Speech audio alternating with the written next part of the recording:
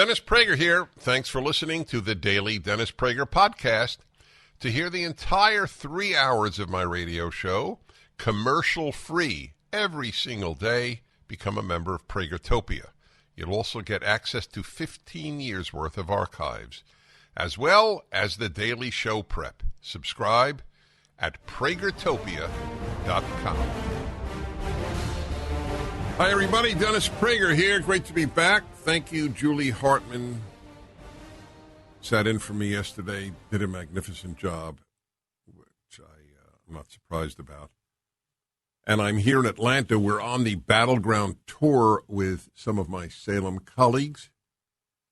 And we were in Orlando, Florida last night. Tonight, Atlanta. Tomorrow night, Philadelphia. And then Thursday night, Pittsburgh. And those of you listening in those cities are more than welcome to attend if there are still seats, obviously. So just contact the Salem station. They're wonderful evenings. A lot of enthusiasm among the people attending. Julie yesterday played for you something I had played when it happened. The pledge at the University of Minnesota Medical School, a pledge by the students to be woke, is a very frightening scene to see the future doctors and other medical people as sheep, as blindly following sick human beings who have taken over medical schools as they have our newspapers and so much else. Very scary stuff. She pointed out that it was so humiliating. It's a great point. Repeat after me, you sheep. And they all did, even announcing that they were standing on land robbed from various Native American nations. It began with that. Let us now affirm that our allegiance is to leftism and not Americanism. And they all did. The medical profession has been so compromised that it's difficult to know how one chooses a doctor these days. Are you first committed to medicine, or are you first committed to progressive politics? They're even teaching in medical schools courses now. They're actually taking time from medical studies to have people study or be indoctrinated in, to be more precise, the leftist outlook on life. There isn't an area of life that the left touches that it does not ruin, as I have pointed out. Please see my column today. It's at DennisPrager.com and many other places, but the easiest, I guess, is either Dennis Prager or Town Hall. Why the left hates conservatism is the topic. And it's a very important piece. I don't care about the fact that it sounds wrong for me to tell you I wrote an important piece, but if I didn't think it was important, I wouldn't write it. So anyway, it is what it is. It is an important piece. Conservatives conserve the best of the past. Progressives hate conservatism because they don't want to conserve the best from the past. The past is basically old, and old is almost definitionally irrelevant.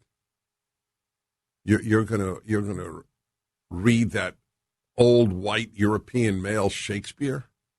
University of Pennsylvania English Department has announced they took down the mural of Shakespeare, the greatest English language writer who ever lived, and instead they have a modern, contemporary, I don't know if she's living, I think she's living, non-white lesbian poet, non-American, non-English, and that is what matters.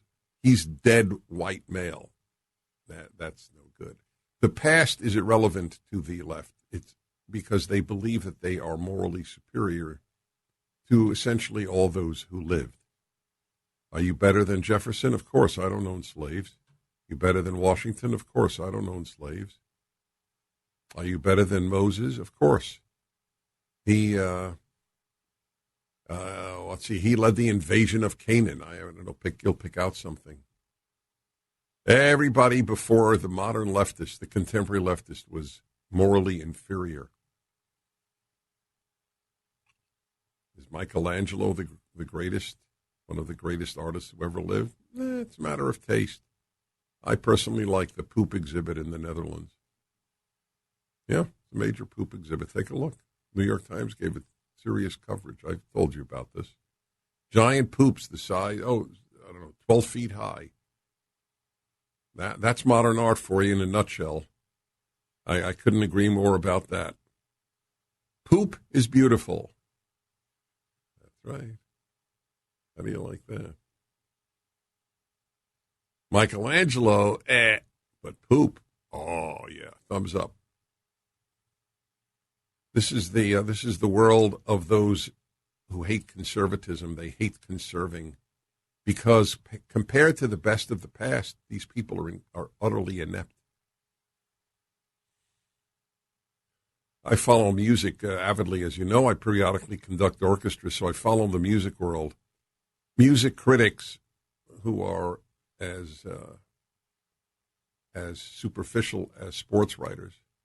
Not because sports writers write on sports. They're great when they write on sports.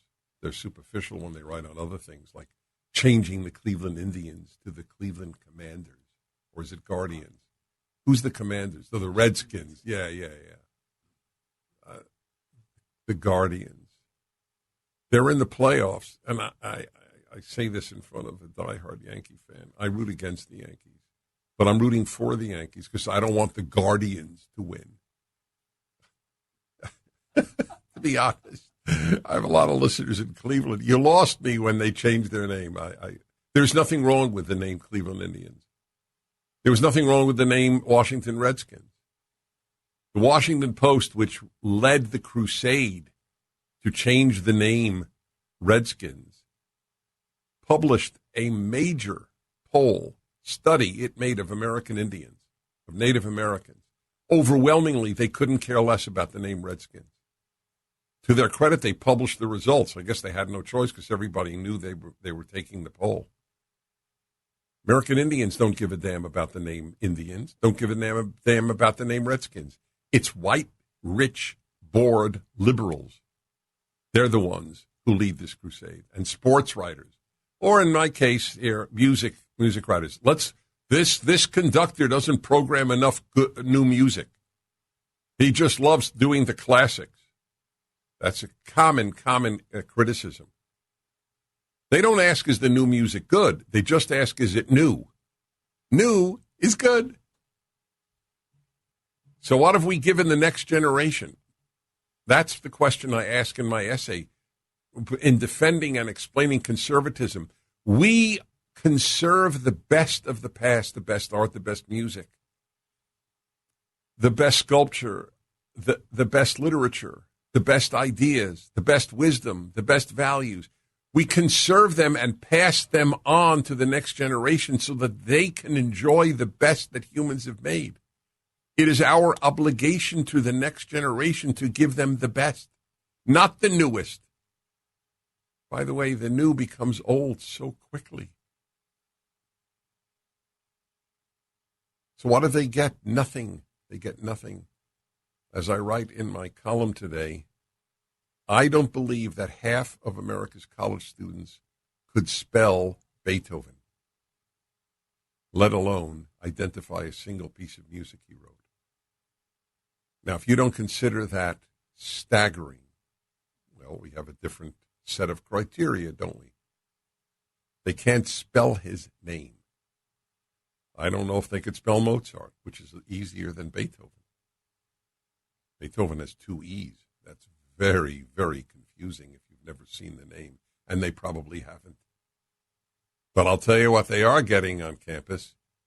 They're really getting courses in preferred pronouns. That's important. That's what you send your kid to college for. I'll report to you the latest. USC, the University of Southern California, has now joined the ranks of universities and colleges having Sex Week. I was on a campus, I know it was in Chicago area, I don't remember which, giving a lecture. By chance, I was there during Sex Week. Maybe that's why they invited me. Very sexy guy. I get it. Till now, I never put two and two together. Dennis Prager, Sex Week. I thought it was really awesome.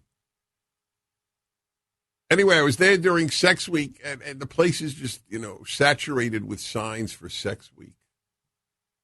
Well, imagine if they had a week, Wisdom Week, Ethics Week. Oh, God Week. Give me a break, God Week. There would be more protests at God Week than anything else you could have created. We shall return, 1-8-PRAGER-776. History repeats itself, and we're seeing that play out with inflation. When Jimmy Carter took office in the late 70s, gold sold for $140 an ounce. By 1980, the price of gold topped out at $870 an ounce. If today's market performs like it did when Carter was in office, the price of gold could skyrocket from $1,800 an ounce to $9,300 an ounce. This is Dennis Prager for AmFed Coin and Bullion. Don't miss out on a great opportunity to purchase precious metals while the prices are still stable. If history repeats itself, we'll see a run on gold, silver, and platinum that will certainly drive up prices. Be smart and buy now, as I am. At AmFed, you're dealing with specialists who provide you with personalized attention, honest information, and sound advice. You'll never be pressured into buying outrageously priced so-called collectible coins or anything that you don't need. Take advantage of today's prices. AmFed Coin and Bullion, 800-221-7694. AmericanFederal.com, AmericanFederal.com. All right, everybody, welcome back to Atlanta, Georgia. Dennis Prager here. So, my friends, we're really in the battle of our lifetime in America today. What's happening to the military? You know that they can't recruit anybody. Well, I mean, they can recruit some people, obviously. Let me get this to you. It's a very difficult thing for me to cover. The military is the area you would wish were doing well, and yet our military is suffering terribly. Let's see here. Here we go. The Pentagon's recruiting woes. Fewer young people want or are able to serve. A big problem for U.S. security. Another thing the left has touched and ruined. Ruining the military. But they're very woke. Oh, and of course they kick out some of their best, the ones who refuse to be vaccinated. The vaccine has turned out to be a farce. A medical and moral farce. So ironic. Had you listened to this show and not to the CDC, you would have been so much better off. I'm not happy about that. I didn't take the vaccine. My wife didn't get vaccinated. I'm going to give a speech in Denmark in 2 weeks. I'm going to talk to them about their decision not to have people under 50 or 60, I don't remember, vaccinated, unless there's an absolute need for it with someone with great comorbidities. As I said to you many times, either Harvard is right or Denmark is right. They can't both be right. The U.S. Army recently told the press that it missed its fiscal year recruiting goal by 25%, coming up short nearly 20,000 soldiers. For 50 years, America has relied on volunteers to defend the country, but that system is a luxury maintained at a cost, and its struggles deserve attention. Meanwhile, Xi, the dictator of China, gave his big speech in China this past weekend and announced that he wishes China to be the world's greatest power, overtake the West, And he may not have to do a damn thing. The West is committing suicide, thanks to the left, the most despicable movement in American history, except for the pro-slavery movement. The Army's troubles are acute but not unique. The Air Force barely hit its numbers for 2022. The Navy met its targets for enlisted sailors, but came up short about 200 officers. Both the Navy and Air Force had to dip into delayed entry pools of recruits, usually kept in a holding pattern for later, which means the services will start a new recruiting year in an even tougher position. The numbers are worse in the reserves. Several factors are contributing to the shortfall. Fewer than 1/4 of Americans ages 17 to 24 are eligible to serve, and the reasons for disqualifications include obesity, addiction, and criminal history. Wow. I don't know if you got that. You probably didn't, because you heard 1/4. But it's fewer than 1/4 are qualified.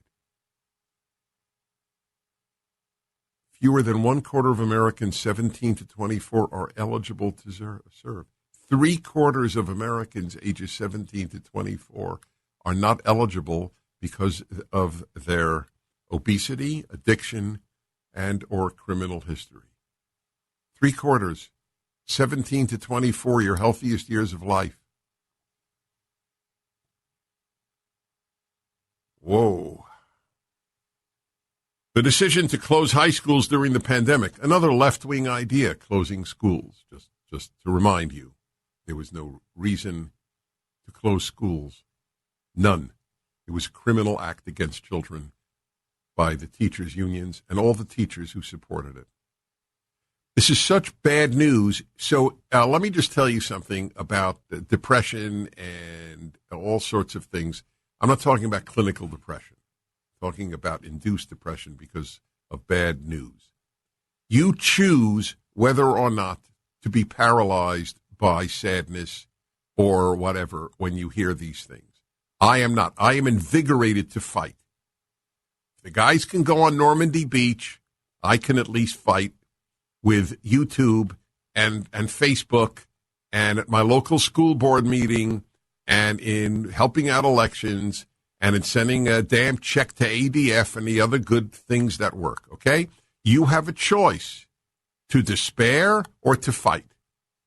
Nobody fights when they have despair. Despair, as I have quoted from a great biblical commentator that I using for my next book, Numbers, Deuteronomy, just came out. Despair is a sin. Back in a moment. Most of us know that being online means that everything we do is under constant surveillance, whether it's big tech companies creating detailed profiles of our personal lives or government agencies scanning our emails even when we haven't done anything wrong. Our privacy has never been more at risk. How can we make sure our personal information stays private? The first thing is to switch to a secure email service such as StartMail, which keeps emails safe. Every email can be encrypted or protected with a password, which means no one can read, scan, or sell your private information without your consent. When you delete an email, it's gone forever. Another thing I like about StartMail is that you can generate unlimited disposable email addresses, so I never have to give out my real email anymore. Switching to StartMail is simple. Your emails and contacts are transferred in a few clicks. Sign up with StartMail today and you'll get 50% off your first year. Go to startmail.com/Prager. Howdy doody, everybody. Piece in the Wall Street Journal. I'm reading to you about what's happening to our military. I just want to repeat in case you forgot it, because it's so easy to forget. You hear so many things. I do too. I forget. 3/4 of Americans ages 17 to 24 are not eligible to serve because of either obesity, addiction, or criminal history. That's not the only reason they can't find enough recruits. Fewer than 1 in 10 youth are inclined to serve, according to survey data. Dismal civic education hasn't helped. Teenagers taught to think America is a racist or imperialist country won't wear the uniform. Exactly right. Everything the left touches, it destroys. The military is the next. Has your kid been taught to love this country in school? To love anything about this country? Your kid has probably been taught that this country is a despicable place, systemically racist, built on slavery, imperialist, capitalist inequality, homophobic, xenophobic, Islamophobic, phobiaphobic, Hans-phobic Anderson. No, that doesn't work. I'm giving it a try, and that one failed. I will acknowledge it. Thank you, Sean. Back in L.A., Sean found it funny. I think it's because of the time zones. Maybe he didn't hear it correctly. Anyway, that's what they learn. Then you wonder why they're depressed. They have nothing to believe in other than fight global warming. What a deep life that is. So in Britain, you see what they're doing? Young people, they're all young people. They glue their hands to great paintings.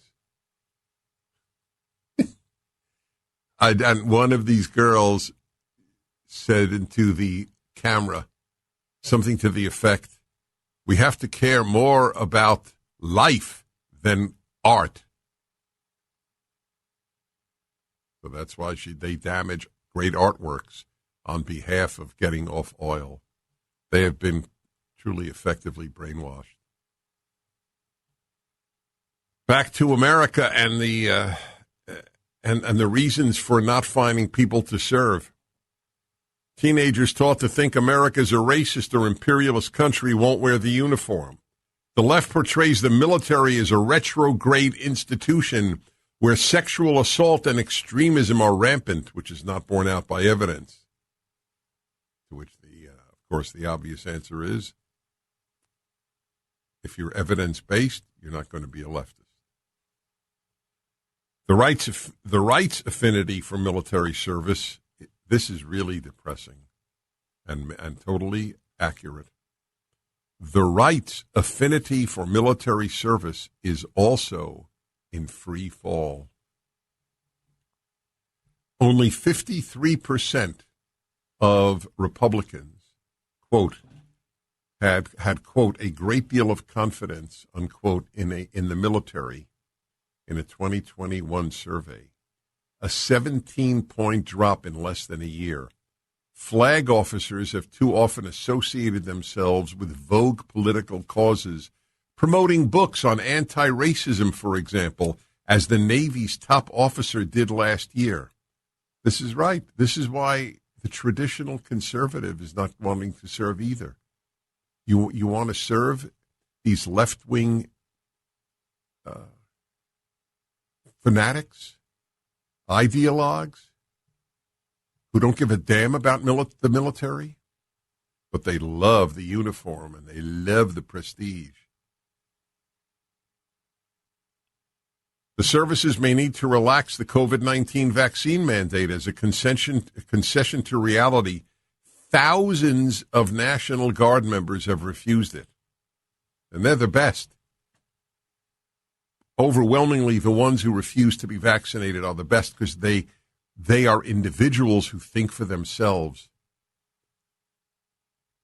God bless them. I clearly would have been thrown out of the armed forces.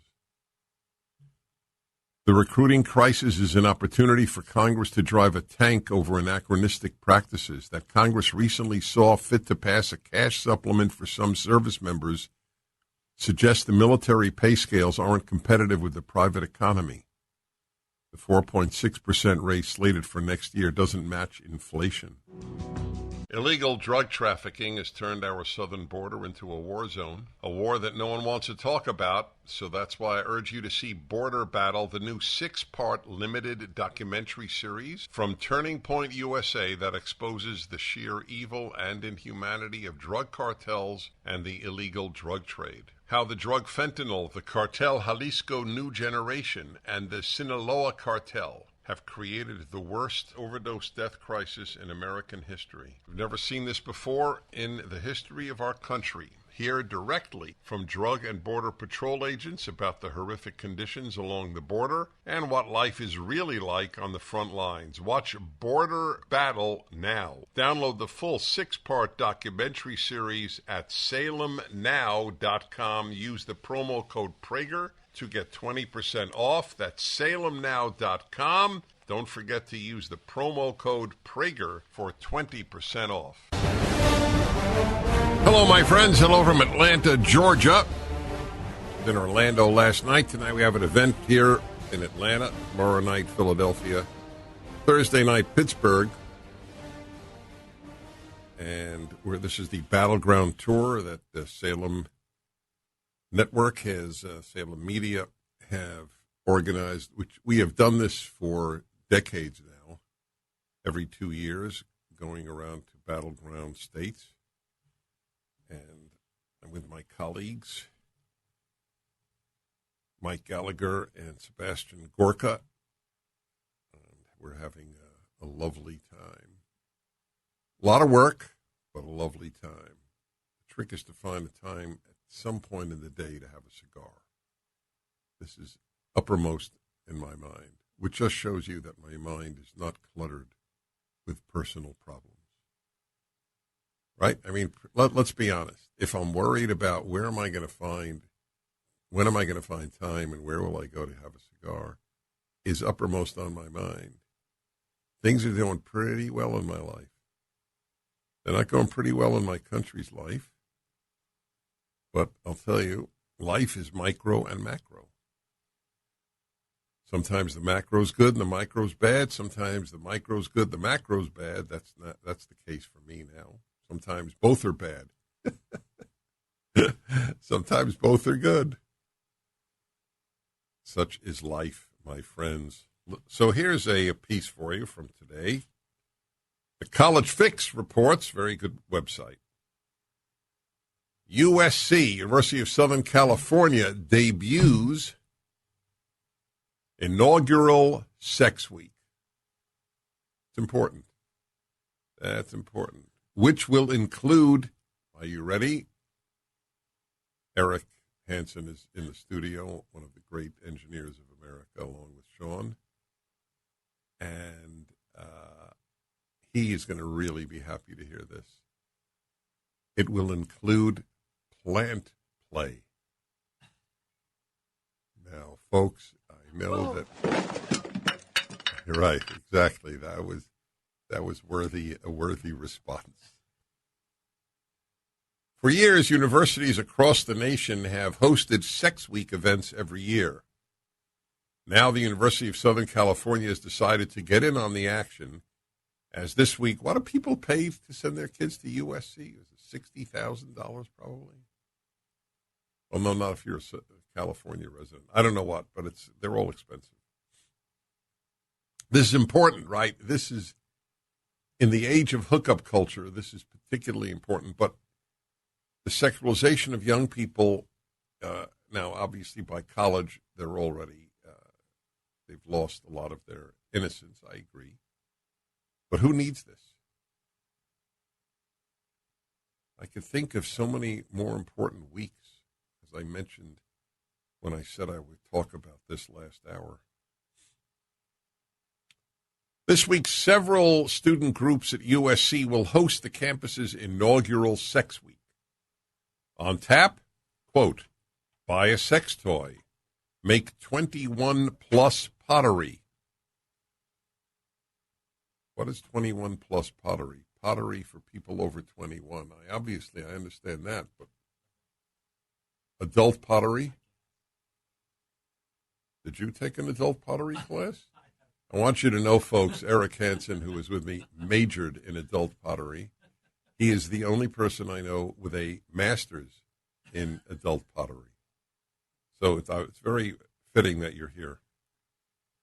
An experiment with plant play. We felt it was the right time to help openly address that young adulthood is when many people have sex or are thinking about what type of sexual identity, practices, community, gender really fits who they are. Now, I'm curious to all of you, when you were in college, did you wonder what sexual identity you fit? I'll bet not. It shows you the power of society. If any of you ever wondered what's more powerful, nature or nurture, and I've always wondered it, to be honest, that we have so many young people now saying that they are non-binary proves, or at least argues strongly, that nurture is more powerful than nature. It is so powerful, it can convince you that you're not a boy or not a girl. That is how powerful society is in influencing people. I said from the beginning, remember when Hillary Clinton came out with her book, It Takes a Village? Remember, It Takes a Village to Raise a Child? I said she was 100% right. The problem is I can't stand her village's values. But she's right that it takes a village. And we have weakened the village that had elevating values, that sees the human as more than an animal. The calendar of this week's activities posted online spells out the details. Exploring sensuality and herbalism. That's a big one, I guess. I never thought about that. Slated for Tuesday, that's today, will be, quote, a virtual evening of plant play and exploring pleasure, sensuality, and herbalism. Too bad I'm stuck in Georgia. Think that I live in Southern California and I'm missing an evening of plant play and herbalism. The sacrifices I make. Also on Tuesday is, quote, playing with others, creating sex-positive communities. What does that mean, sex-positive communities? I don't know what it means, but I'm reading it to you. An in-person event that is, quote, adult-themed and shame-free. They're big on being shame-free. That I will acknowledge. USC is the latest campus to launch a sex week, a tradition that originated at the Ivy League universities. Wow, what a shockaroo. The most prestigious universities came up with sex week. Harvard was the first university to shut down because of COVID. Very fitting. The more prestigious, the more foolish. That turns out to be the case. And number one, the one that started it, is probably the worst. Yale. Yale pioneered the hosting of a campus sex week. I wasn't surprised to read that. Yale is a wasteland. Since then, dozens of student groups across the nation have followed suit. Over the years, workshops such as if you're a little kid in the car with you, you might want to turn the volume down for the next 1 minute. Then we'll be back. I think I could read this stuff. So here we go. Masturbation for manifestation. I don't understand that one. Butt stuff 2.0. I won't read the rest of that. Sex and pain from ow to wow. That's witty. Negotiating successful threesomes. That, if there's anything college students need, it's successful threesomes. Yeah. Well, it's interesting. As sex weeks increase in number of campuses, so does the number of depressed students, especially girls, because this does not comport with female sexual nature. This all comports with male sexual nature, even though I'll bet most of this is being led by women.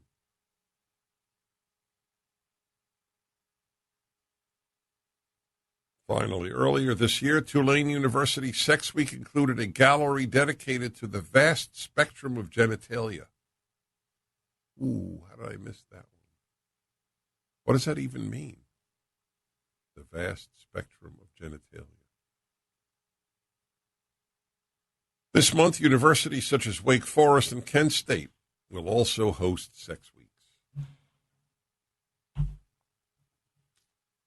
I am a libertarian on sexual matters, but I think that this is all a bad idea. This is sort of the last thing that most college kids need. Notice there's not even a love week. Imagine marriage week. The great virtues of marriage. Wow. Maybe conservatives on campuses should start marriage.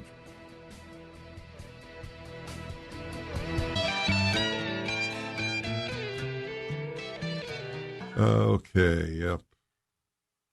I discussed last hour the deterioration of the armed forces. The Army can't make its quote.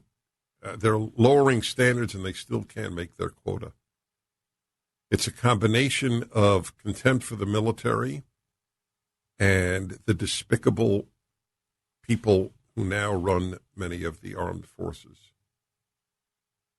The cowards who put their own careers way above the good of the country and will spout the nonsense of white supremacy and the need for transgender troops. It's a very good example of the left ruins everything it touches. Everything. Let's go to Patrick in no location. Hello, Patrick. Mr. Prager, honor to talk to you, sir. So I didn't give my state because I'm in the Army Reserve, and that would be very easy to narrow down who I am. But I'll be retiring next June with almost 21 years in, almost entirely because of how woke the Army's gotten. And another point on their lack of recruiting. I was in high school. Oh, wait! Before you go, wait! Before you go to that, please give me an example of the wokeness.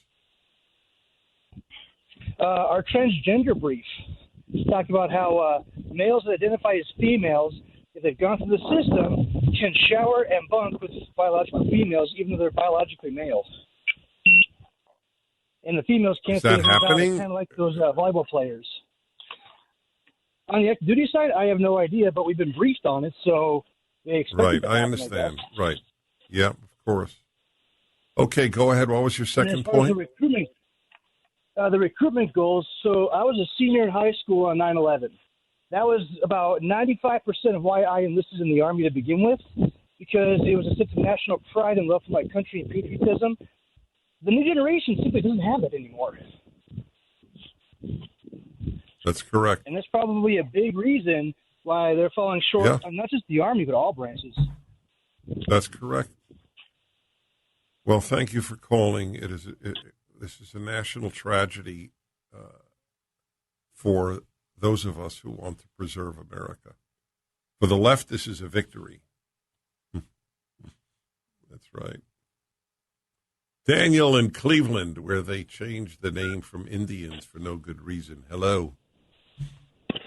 No good reason, but I hope they win tonight against the Yankees regardless.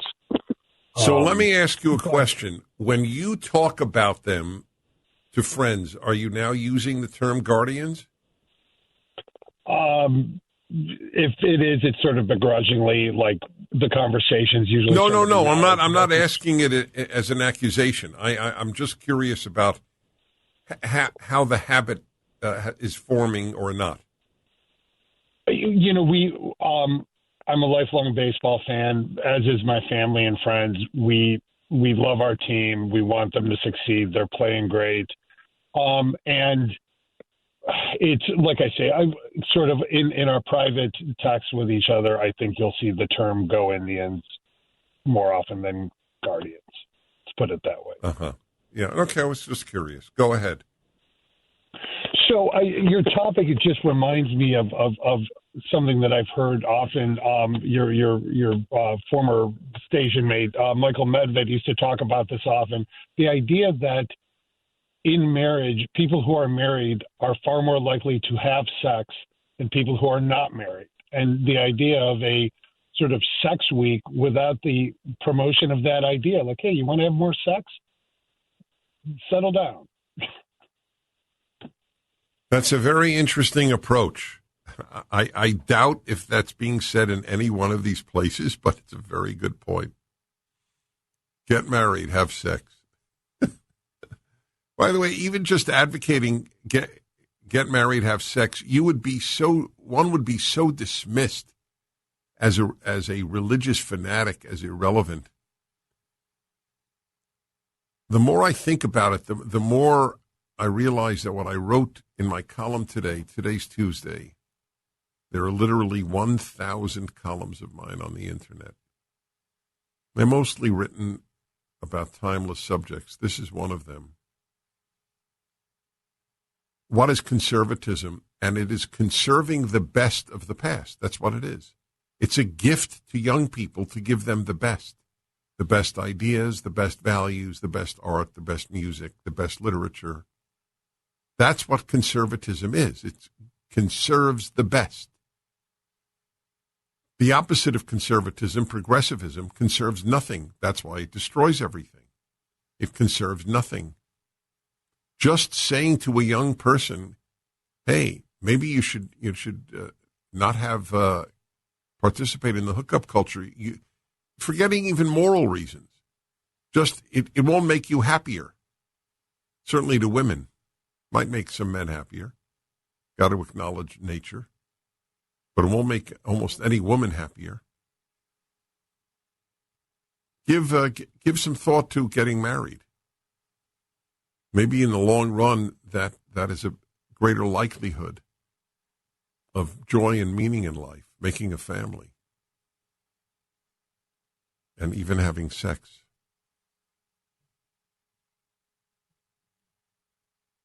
Is anybody advocating that on the campus? Anybody? All right, 1-8-PRAGER-776 from Atlanta, Georgia. I'm Dennis Prager.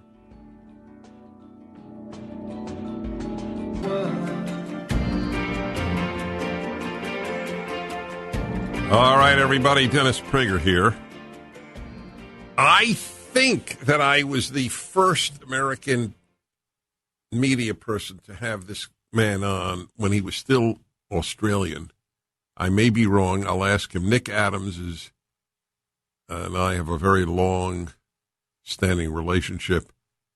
Nick fell in love with the United States, immigrated here from Australia, and has started his own organization, which we'll hear about. His next book is coming out in a couple of weeks. You can certainly pre-order it, and we'll talk about that. So, Nick, let me see. Do I see you, Nick, or do I just hear you? I see Dennis, you. I can see you. I can hear you. Well, can you great. hear me? Yes, all is good. Yes. So, Nick, tell everybody a little about FLAG, and then we'll get to your book. Well, Dennis, it's great to be back with you. This is actually the very first time I am having an interview with you that I am a United States citizen. So, wow. So this is a very special moment because it is a very special moment. I'm very touched. You were the first man to find me in America, and it took a long time. But last year in December, I took the oath, and I became a citizen of the United States, completing my journey here. So I'm very thankful to you. I'm very proud to be an American, and I'm delighted to be on the show back here with you today. So introducing myself, I'm an American citizen, an immigrant, a legal immigrant from Australia. I do have an organisation called FLAG, the Foundation for Liberty and American Greatness, and we are all about making sure that we restore patriotism in K-12 schools. And we make sure that every single young American knows that the day that they were born here or the day that they moved here permanently is the day that they won the lottery of life. So FLAG is a big organisation now, flagusa.org. We have a $2 million budget. We're doing fabulous things. More than 1.3 million public school children have got at least one of our resources. We created a whole bunch of resources relating to the founding documents. So we are truly thriving, and it's because there is such a need, Dennis, to restore education, restore patriotism, and make sure that Americans understand what it means to be an American and that they have fidelity to the American value system, something that I know is very close to your heart. Indeed. Let me ask you about the ceremony. What was that like when you took the oath as an American? It was amazing, Dennis. It was emotional. It was incredible. I had my paternal grandmother. She made her maiden voyage to the United States of America to be there at the tender age of 84. It was very, very special. It's incredible. I encourage all of your listeners to go and read the oath that you need to affirm when you become a citizen. It's quite remarkable. I mean, you're told that you'll need to bear arms in the event that it's required.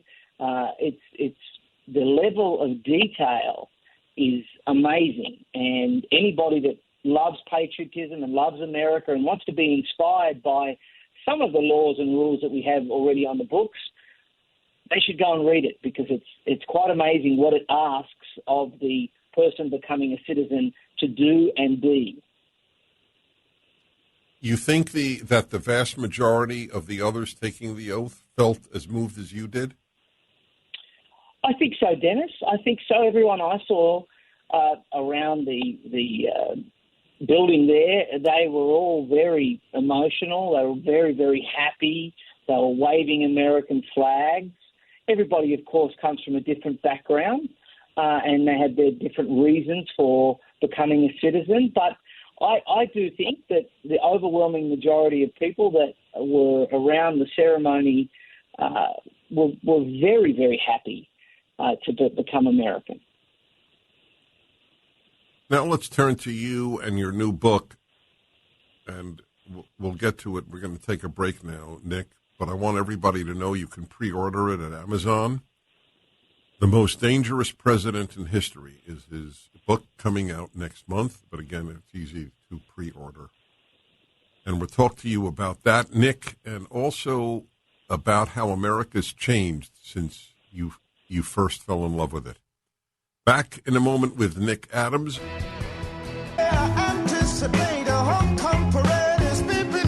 Hello, my friends. I'm speaking with Nick Adams. Just became an American citizen. Fell in love with this country as a young man. He's still a young man, but he was a really, really young man. But America has changed a lot since he fell in love with it. I'll talk to you about that in a moment. Got a book coming out, which is accurate, unfortunately, The Most Dangerous President in History. It's coming out November 15th. You can pre-order it at Amazon. I assume there's a link at DennisPrager.com. So here's an interesting point that I make, Nick. I'd like to get your reaction. I'd like everybody who is listening to ask a liberal or left relative or friend, why do you think that Putin invaded Ukraine under the Democratic President Barack Obama and the Democratic President Joe Biden, but not the Republican president that was between them, a man named Donald Trump? What do you think someone on the left would answer? Well, I think someone on the left would say that it was merely a matter of happenstance, timing. It had nothing to do with who was president of the United States at the time. Of course, Dennis, I completely disagree with that. I think we've seen throughout history that weakness is provocative and bullies smell weakness. And Vladimir Putin saw an opportunity under Joe Biden and Barack Obama earlier and decided to pounce on that opportunity. He didn't have the testicular fortitude, or perhaps the intelligence, one might say, to do it under Donald Trump. So that's why he chose to do it under Joe Biden and Barack Obama, two pussycats, as opposed to the Republican lion that we had in Donald Trump. So it would appear to me. I think the question is unanswerable. So you say, obviously, that's the title of your book, The Most Dangerous President in History. I happen to agree.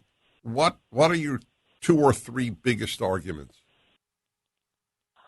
Oh, look, Dennis, where do we begin? I think the great challenge with this new book, and by the way, over the years I have promoted a few books on your show. You've always very generously and kindly offered me a platform to do so. But this book is by far and away the most important book that I have ever written. It is so, the things that I discovered as I researched it are things that everyday Americans need to know and understand about the man in the White House right now, and they need to take action on it because of what's happening in a few weeks' time and obviously in a couple of years' time when we're looking at the 2024 election. Joe Biden, Dennis, is dangerous, destructive, divisive, and incompetent. He is like a rudderless ship battered by political winds. He is exactly where his Marxist handlers want him to be, in the White House and senile. The Biden administration is dominated by left-wing and global extremists. They make the decisions. They make the policies. Biden does not know what day it is. Biden is just a figurehead, rarely let loose in front of the camera or microphone. And when he is, it is clear to see that he has dementia and he cannot string a sentence successfully together. Biden's complete surrender to extreme left forces, BLM, Antifa, defund the police, and his family's close financial ties to China make him very dangerous to Western civilization. In fact, the most dangerous president that we have ever had. Now, Dennis, I reveal things in this book that nobody knows about the Biden crime family. It is worse than we have ever seen before. Most people think that Joe Biden is simply a swamp creature that's been there for 50 years, and that's true. But something else has happened in those 50 years, and that is that the media has run a protection racket to conceal the truth about Joe Biden and the truth about his family's actions and things like that. There is a real Biden crime family here. Miranda Devine has done some great work. This book really looks at all of that. It looks at the policies that Joe Biden is promoting, albeit not coming up with. He is a puppet, Dennis, and in the same way that some people are driven and successful, he is a parasitic socialist failure. And very sadly, we have a person like that is in the White House right now, and that's why it is a very, very dangerous time for us. We have to fight woke when we see it, and we've also got to get rid, I think, of fake conservatives, because those two things are stopping us from being able to see the real Joe Biden, and that's why we're in the predicament that we're in now. Well, that should be persuasive to many of my listeners to get your book. Pre-order it now, The Most Dangerous President in History, because it documents, it doesn't really make assertions with regard to the damage that this president is doing. And how do people get in touch with FLAG, your organization? Dennis, they can go to flagusa.org. That's flagusa.org. Or my personal website, nickadamsusa.com. I'm sorry, I had a Rick Perry moment there. nickadamsusa.com. Yes. Well, you're doing important work. Dennis, Where? Yeah. before I let you go, I something? want to share with you. I don't know if you heard about the breaking news, but the U.S. bobsled team has just decided to rename their sled Biden because nothing goes downhill faster. Well, I want you to know you made Sean laugh. That's an accomplishment. That's good. Nick, it is a joy to see you and to speak with you. Again, folks, the book is up at DennisPrager.com or just go to Amazon. The Most Dangerous President in History, and he's running a very important organization, flagusa.org. Good luck, my new fellow American, Nick Adams. Bittersweet. All right, everybody, Dennis Prager here. Welcome back, or welcome to the show, the Ultimate Issues Hour, every Tuesday, the third hour, coming to you from Atlanta, Georgia. And I'm here with some of my colleagues at Salem Radio, Seb Gorka and Mike Gallagher. And we'll be here for the evening, be in Philly tomorrow night and Pittsburgh Thursday night. Contact the station. Just go to their websites, and you will see where we'll be. The reason for the Ultimate Issues Hour, it doesn't need to be explained, but it does need to be explained. It shouldn't need to be, I should say, but it does need to be. It should be clearer than ever that we have not offered wisdom to the next generation. There are so many reasons why not. One is the secularization of society. Secularism provides no wisdom. There is not a single wise secular institution. There are individuals who are secular and wise, and the odds are they simply got their wisdom from the religious, either the upbringing of them or their parents, or just of the society generally. Wisdom means that you understand life better. And that is the reason for the Ultimate Issues Hour. It is to understand life better. People are so amenable now to nonsense, to crazy ideas like men give birth. It's crazy. Do you understand? Defending a girl's decision to remove her breasts at the age of 18. Forget minors. You defend it at 18? You defend a girl's decision at 18 to smoke a cigarette? You understand how sick our society has become? That a girl can't smoke a cigarette at 18, but she could have her breasts chopped off if she says she's a boy? Do you understand how sick we've become? And do you understand that it is entirely a creation of the secular world? The secular world is the world of idiocy. The entire West is rooted in the wisdom of the Bible, not in the wisdom of secularism. It doesn't provide wisdom, secularism. All secularism provides is the death of religion and God. Great achievement. It may be terrific for government, but it stinks, at least in Western society. I'd be very happy if the Iranian government became secular. But it's not part of the Judeo-Christian world, Iran. God, it's so obvious when you think about it. Everything I'm saying is so obvious. Can't have a cigarette, but she could have her breasts taken off, and some sick, perverted surgeon takes them off. The moral deterioration of the medical profession has been so dramatic. The American Medical Association announcing that birth certificates should not list the sex of a child because we don't know it at birth. That's the American Medical Association. It prompted me to, somebody I respect sent me an email that I must read. I remember when it came out, a man named Lofton, I don't remember his first name, wrote a book on the Nazi doctors and what happened to the medical profession in Nazi Germany. And I'm not comparing Nazi Germany to America. I'm just saying that the ease with which doctors become awful human beings is a very scary one. And I say this not only with doctors in my family, but I say this who are wonderful people. But I say this as one whose life has been saved by doctors. One doesn't negate the other.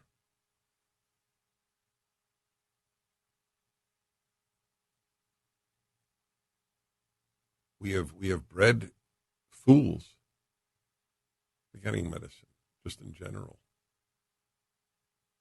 That's why I have been working so hard to produce my Bible commentary, The Rational Bible. Read the 4,000 reviews. Read 200. Read 20 of the 4,000 on my Genesis and Exodus. Deuteronomy came out last week. You know by now, because I've said it a number of times, the founders of this country cited Deuteronomy more than any other book, secular or religious. Did you know that Jesus cited Deuteronomy more than any other book other than Psalms? That's how important this book is. People know very little of it. In fact, a lot of people don't know what Deuteronomy is. I started with Genesis and Exodus because I knew people heard of it. But I'm getting into an arena where people never heard of it. I'm working on Numbers now. Who knows what the book of Numbers is? They think it's a math book. Also filled with life-changing lessons. I hope you get the Deuteronomy. You can't accuse me of doing this for money. Nobody writes Deuteronomy commentaries to make a fortune.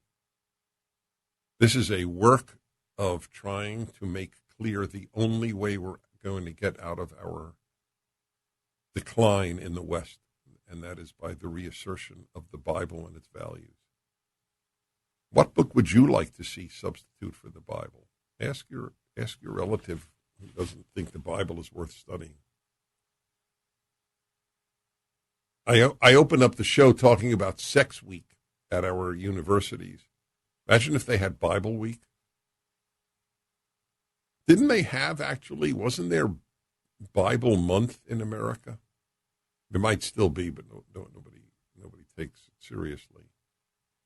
Doesn't compare to any given other month. LGBTQ month, Black History Month, Hispanic History Month, all worthy of being taught. But I don't think they should dwarf the significance of the Bible.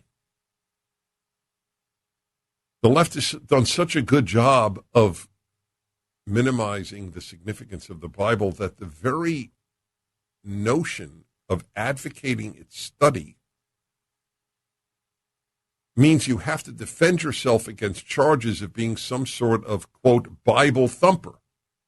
There's no secular book thumper. There are only Bible thumpers, right? Are you an Enlightenment thumper? No, Bible thumper. I don't know what thumper means even. You have to defend yourself against accusations of being a fanatic, being stupid. After all, do bright people take the Bible seriously? This is the implied message that your kids get out of school.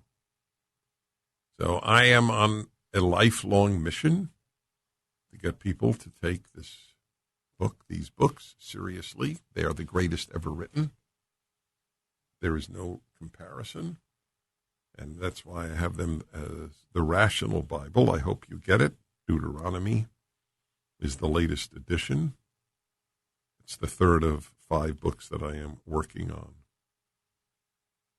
I have been giving you examples of some of the ideas in Deuteronomy. The best and biggest is the 10 Commandments. There are 240 laws in Deuteronomy. It's Moses reviewing the text of the previous books, Numbers and Leviticus, and Exodus. He is the dominant figure in 4 books. He's not, obviously, he doesn't appear in Genesis.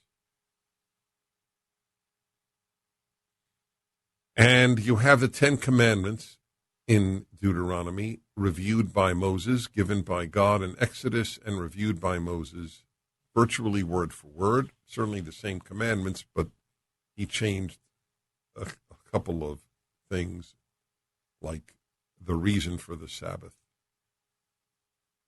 The genius of the Ten Commandments is one of the reasons that I believe it is God-given. I'll review a little of the genius with you. People don't realize it. I look it up on the internet, and it's fascinating to see leftists who think the Ten Commandments are useless. One writer wrote, "Why is there no law against rape?" Well, then we would have 100 commandments. Back in a moment. Yes, another professor giving a 5-minute video at PragerU. The mockers of PragerU don't realize how many distinguished academics have given courses in our 500 5-minute videos. Back to the Ultimate Issues Hour. It's been my lifelong mission to warn people against the utterly corrosive, destructive, nihilistic consequences of secularism. It's not obvious now. It'll never be obvious. The seculars say men give birth. The seculars say it's just fine if an 18-year-old girl has her breasts removed because she thinks she's a boy. It's not fine, however, if she smokes a cigarette. Moral and intellectual chaos have resulted from the death of the Bible as the basis of values in this country. It is as obvious as anything could be. We are living in chaos. We weren't living in such chaos when the Bible was taken seriously. There's no comparison. Intellectually either. Read Civil War soldiers who didn't finish high school. Read their letters home. They sound Shakespearean compared to a typical college kid's inane nothing, vocabulary-free, grammar-challenged, spelling-challenged paper today. They all knew the difference between its and its, I-T-S and I-T apostrophe S. Yeah, that's right. Like to know the great consequences of a secular society in America. I'd like to know what they are. What would you list? Everything woke emanates from that. Foothill Ranch, California, and Dan, hello. Hi, Dennis. Thanks for taking my call. Hi. I was raised Catholic. I had kids when I was 19. I'm 57 now. And because of my experience with the Catholic Church, I gave no importance to religion. They went to church with their friends. And my oldest son, he has nothing to do with religion, and his kids reflect it. My youngest son, his wife is raising their kids Christian, and I just bought her Deuteronomy because he teaches a Bible study. And if I just look to my two sons' families, I can see the exact opposite of the results I was hoping for. One's very good, and one I'm worried about because they're addicted to technology. What a dramatic call. So I'm curious. You obviously had a negative experience in the church. I gather that. Yes. So do you feel you made a mistake in rejecting the whole thing because of that bad experience? Yes. I tried going to other churches. I tried Methodist. I tried Baptist. I tried Lutheran. In the end, it all came down to a power struggle. And What does that mean? I'm sorry. What, a power struggle between what and what, or who and whom?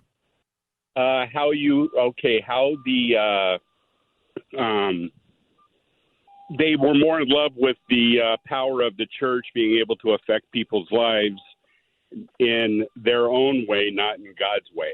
They were empowering, give money, it makes you look better for the sound system for the church versus.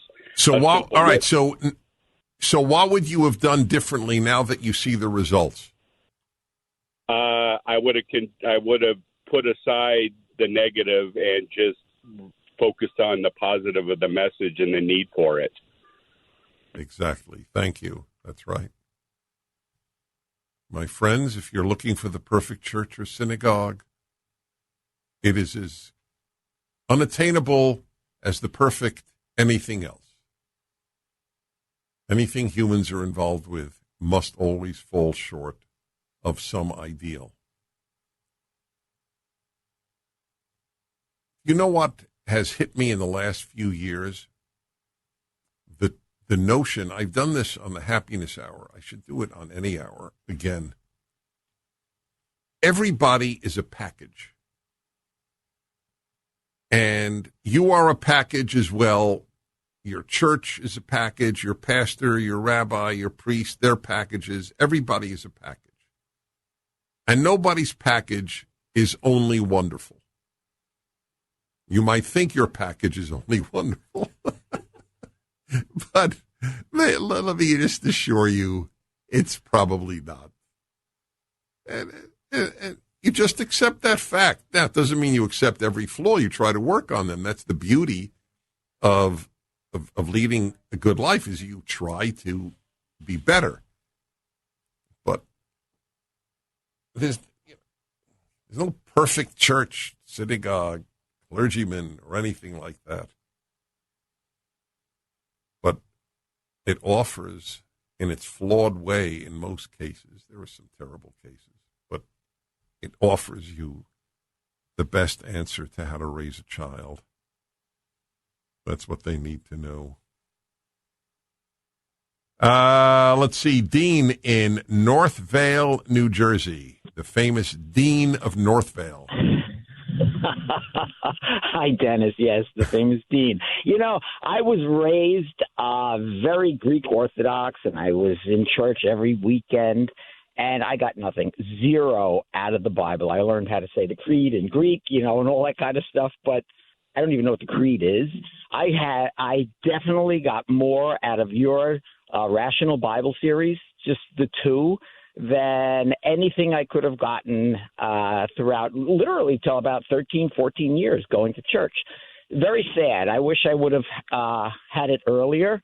I was an atheist practically my whole life until your Dennis Prager show on the radio. I was an atheist completely. Wow. I'll tell you. That's powerful. I'll react. So my last caller was Dean in Northvale, New Jersey. And as I am wont to say on occasion, I will tell you your name and your city and say, the famous. This case I said, the famous Dean of Northvale. Turns out he is famous. There's one person in the studio with me here in Atlanta, Eric Hansen, the great engineer of Mike Gallagher's and other shows, and ours on the road, including, of course, Sean Back Home. You know Dean of Northvale. You have met Dean. And what does he do? He runs a food truck. Dean of Northvale, you are really the famous Dean of Northvale. Every single person in my vicinity knows you. If that's not famous, nothing is. Anyway, look, when you say I got you away from atheism, you made my day. The arguments that I present are I believe, dispositive. They're arguments. They're not proofs. They're arguments. They're very powerful arguments. That's why I'm working feverishly to get these 5 books out. The third just came out last week, of the Rational Bible, Deuteronomy. It's the best book ever written, not Deuteronomy, all the books that I'm talking about, but Deuteronomy is exceptional. Yep. Let's see. So you folks have interesting calls. I wish I could take more. We're just about out of time. That's interesting. I asked about teaching your own kids. Lorraine in Redondo Beach, California, is teaching the Bible to her grandchildren. She didn't to her own kids. Boy, I'll tell you, the call I had before that about the child raised with religion and the child not, and now watching how the grandchildren have turned out. This is so important. You know why people don't want to teach their kids religion? I'll tell you why. One, they've been brainwashed into believing it's stupid. But the bigger reason, it means that there's something smarter than you, and there is someone that is higher than you. People are not comfortable with that. That's what it's really all about. That's why I've come to the conclusion, as did the Ten Commandments, it only offers a reward for in writing. In the Ten Commandments, only one reward is mentioned on one commandment: honor your father and mother, so that you will live long on the land that I give you. Hierarchy is necessary, or civilization will die. Parents are weaker, and God is weaker. And you know what's stronger? The state. Are you happy with that? Thank you for listening. I'm Dennis Prager. The Dennis Prager Show, live from the Relief Factor Pain-Free Studio.